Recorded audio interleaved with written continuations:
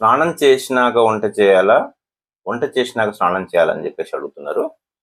మీరు మాక్సిమం సాధ్యమైనంత వరకు స్నానం చేసి వంట చేయడం అనేటువంటిది అత్యుత్తమం అండి. ఎందుకంటే స్నానం చేసిన తర్వాత వండిన అన్నం దేవునికి నైవేద్యం చూపించి మీ హస్బెండ్‌కు బాక్స్ కట్టించినా, పిల్లలకు బాక్స్ కట్టించినా అదొక ప్రసాదం లాగా ఉంటది.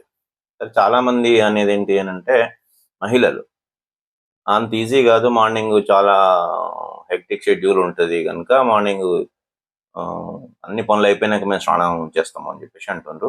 కానీ ఒక్క 10 నిమిషాలు మీరు ఓపిక గనుక చేసుకున్నట్లయితే, ఒక 20 రోజులు ప్రాక్టీస్ చేసినట్లయితే స్నానం చేయడం అనేది పెద్ద విషయమేం కాదు. 10 నిమిషాలకి పెద్ద విషయం కాదు. కొంచెం ఎర్లీగా ఆ 10 నిమిషాలు ఎర్లీగా లేస్తే సరిపోతుందండి. సాధ్యమైనంత వరకు స్నానం చేసి వంట చేయడం అనేటువంటిది చాలా మంచిది. ఎందుకంటే ఎర్లీగా మనకు ఫంక్షన్ అయితే ఎర్లీగా లేచి తల్లిగారింటికి పోతే మాత్రం ఖచ్చితంగా తొందరగా లేచి స్నానాలు చేసి, వంటలు చేసిపోతారు గదండీ! అదే అనుకోని ఒక 20 డేస్ ప్రాక్టీస్ జేయండి.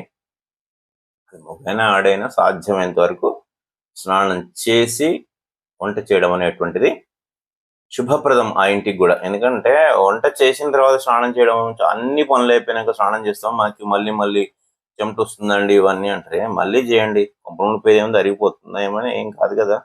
శుభ్రంగా మీరు స్నానం చేసే వంట చేయండి. దయచేసి అర్థం చేసుకోండి. పిల్లలందరికి గూడా శుభకరం. మనం ప్రసాదం పెట్టినట్లు అయితది అందరికి. ఓకే.